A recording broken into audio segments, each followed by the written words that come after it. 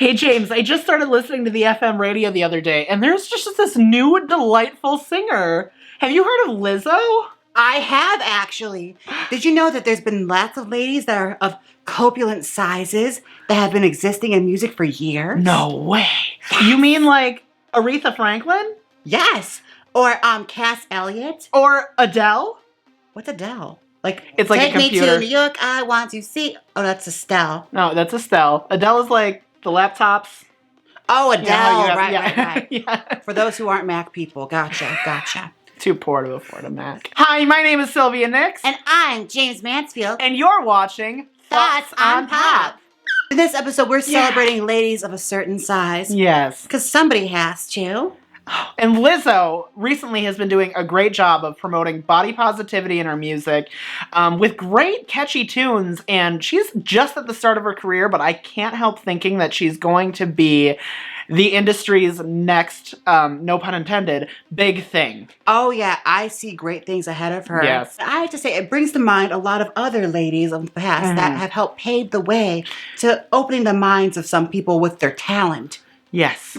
For me, my first big lady that I ever remember listening to as a kid was, of course, Aretha Franklin. Oh, of course. Unabashedly big, too. She didn't give a shit how big she was. And her music kind of reflected it in a way, like, although it wasn't necessarily speaking on body positivity, her number one single, RESPECT, Respect, like, just went a long way in just promoting respect for your fellow people. We were focused so much on Diana Ross and the Supremes and the Ronettes that we kind of almost forget that Aretha Franklin was out there took making it. And she made you pay attention to her. Aretha Franklin got her own, and she got her own with her own image. She did. Well, she was a gospel singer in churches before. And honey, she found glamour. She did. She was glamour. She continued to tour and promote her amazing career up until the day she died. And she was in her 60s, and that was recently. And just a powerful, powerful being and such a great influence on music as a whole, and not just girls in music, and not just big girls in music. A legendary singer with legendary songs and some not so legendary covers, but we won't get into that. She could definitely oversing sometimes. But Oh, well. let's not talk about the Sparkle soundtrack. We don't have to mention that at all. Also existing in that same period of the 60s, we also had another big girl making some big waves in the pop scene. Oh, are you talking about Mama Cass? Oh, hold my ham sandwich, baby. Oh, and that's truly a shame. That is not true. It's not true that she died, but what I'm saying is truly a shame is that people associate Mama Cass Elliot with dying from a ham sandwich when she had just a tremendous musical career, ranging from her work with the Mamas and the Papas, even to her solo work. What movie was it with all the witches that she did that one song about being different? It's a movie starring witches. Witches? That's a good question. I don't really know. Oh, well, look it up. Google it. And to mention, too, like, Mama Cass's appearance in the Mamas and the Papas kind of, like, it was my first experience hearing pop singers talk about their weight in music, and I'm talking specifically about the song Creek Alley. Yes. Where everyone's getting fat except Mama Cass. Right. So the whole song was about their struggle with coming through the music industry, and throughout the song you hear like the reoccurring theme of like nobody's getting fat except for Mama Cass, and then by the time they made it in the song, everybody's getting fat except for Mama Cass. It's like, you know that she had a hand in saying this and that she wasn't ashamed to be a big girl, but it almost like kind of puts... But also, like, there's another thing that goes along with this. Like, the press was merciless to her. Yeah. In a way they never so much were with Aretha. They were vicious to Mama Cass. Like, they had comic books about, like basically comics and, like, newspapers about her weight. Yeah. They had headlines that were really nasty and making up rumors about her. Well, the rumor about her death is the worst thing of all.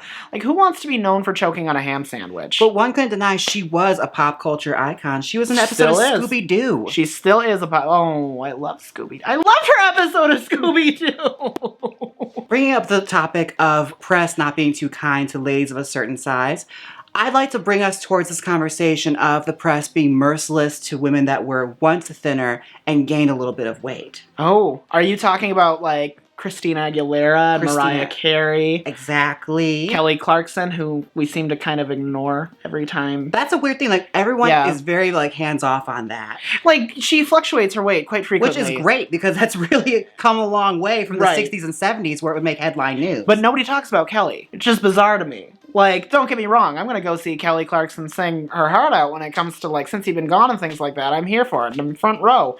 But we don't focus as much on, like, her drastic changes from, like, skinny to thick as much as we do when we see Christina Aguilera, who was this tiny stick figure in the late 90s, to, you know, a girl who's... I feel like also their journeys are different. Whereas Christina Aguilera, she was very much a product of a big... Oh, she was a sex symbol. She was a sex symbol, but she was also sexualized very early in her career from a record label, where Kelly Clarkson was more all-American, wholesome, winner of American Idol. Maybe that's why they don't focus so much on Kelly Clarkson's weight, is because she doesn't have the status of a sex symbol. Right. Like, she's not Mariah Carey, where her entire career was built on... She's not Mariah Carey, where she believes she's a sex symbol, but no one's buying it. Oh, I bought it! Mariah Carey is a sex symbol. Ain't nothing wrong with Mariah. Mariah Carey is our modern-day Mae West. No one feels the fantasy harder than she does. I love Mariah. I do love Mariah. But no, She's an angel from heaven, and don't you forget it. This choker's on a little too tight. But no, I think truly, like, that's probably why we don't see the focus so much on Kelly Clarkson's weight fluctuations as much as we see it in girls like Mariah, is that she was never intended to be a sex symbol, the same way that Christina Aguilera and Mariah was. And it's so disheartening to see all of these women who have tremendous vocal talents, like Christina, like Mariah, just get the negativity of the press if their body changes a little bit.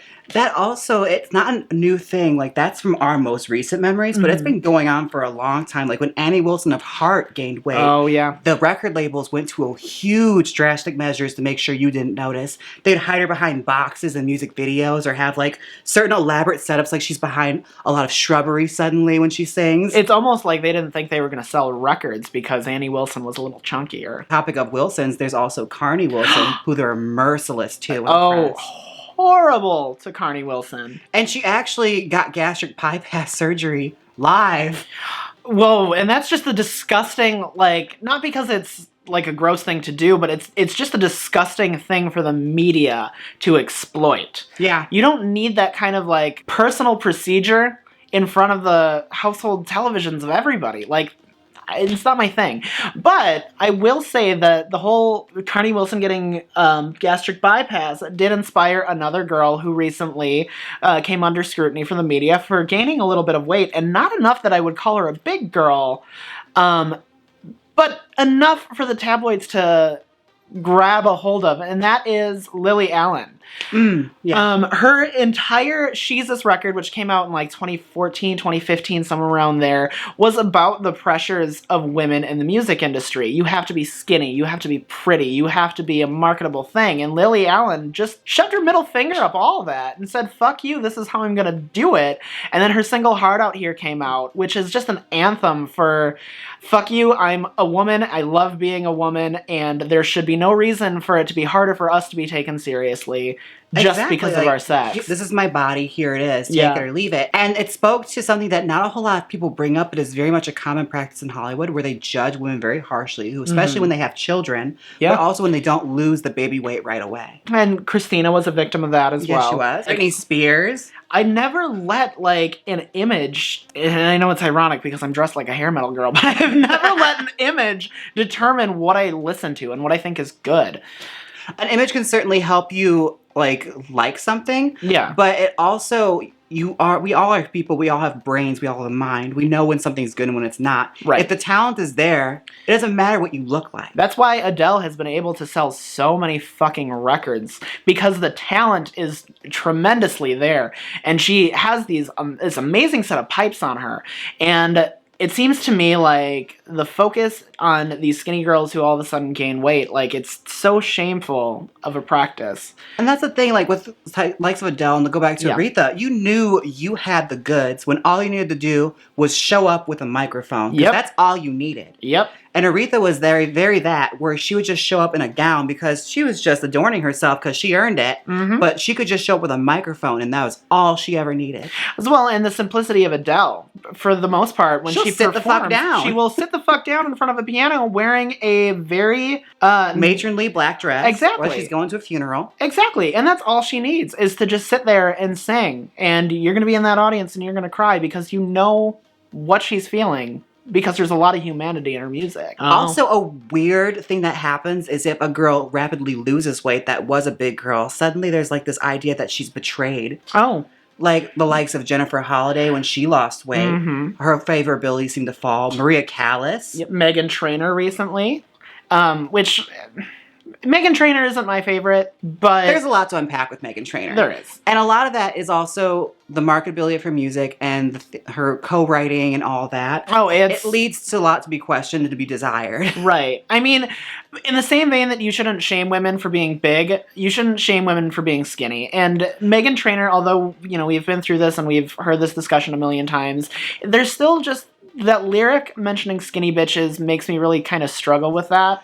When I was in high school, I suffered a lot from being too thin. And, well, I discovered beer in my college years, and now I'm no longer too thin. But there's a whole lot of body issues that people have in general that you shouldn't just make fun of them. Well, especially when your music is basically, its impression is being made upon very young people that listen to it. Well, in Meghan Trainor, in the case of her, like, her music is hella poppy. Like, that's...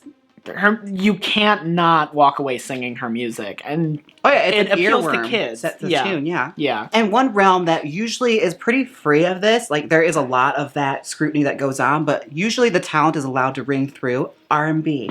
R&B is usually a very open genre for women that have certain sizes. Like we had the R&B group Escape. Oh, yeah. Were predominantly very well endowed women. With amazing voices, and that's all you really took away from it is they could sing their asses off. I think in R&B, it's a lot more forgiven because the fans of R&B music are fans of R&B music. Yeah. It's different. With pop music, you can be a fan of the artist. You can be a fan of the image. You don't always have to be a fan of the music, but if you listen to R&B, you're listening to it for a reason, and that's because it sounds good. And I think kind of that might be a reason why we are often more forgiving to those girls, unless you're Biggie Smalls. Oh yeah, oh my god, that horrible lyric in R&B girls. I'd rather fuck RuPaul than them ugly ass Escape bitches.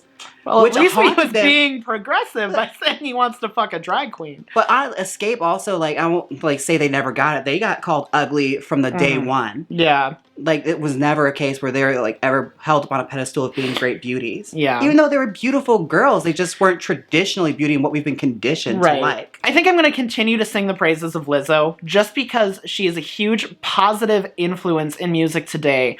I love what she's all about, just embracing your body and being who you are and not being ashamed of it. You can be a sexual being. You can be you. As long as you're comfortable, that's all that matters. And for that, I will always love Lizzo. That, and honestly, she is a breath of fresh air when it comes to pop music. Like, there hasn't been a whole lot of girls like her in a while. Yeah. And I'm excited to see what happens with her career and the music she's going to make, because she's making a lot of very fun music. And that should be what matters, is if her music makes you dance, it makes you dance. It shouldn't matter how big she is. Right. And there have been big girls in music for as long as there's been music. There's a reason the phrase goes, it ain't over till the fat lady sings. It's because of the Wagner operas. And opera is for old people. Great segue, Sylvia. My name is Sylvia Nyx. And I'm Jaymes Mansfield. And you've been watching Thoughts on Pop. And until next time, we don't have a way to end this, so bye!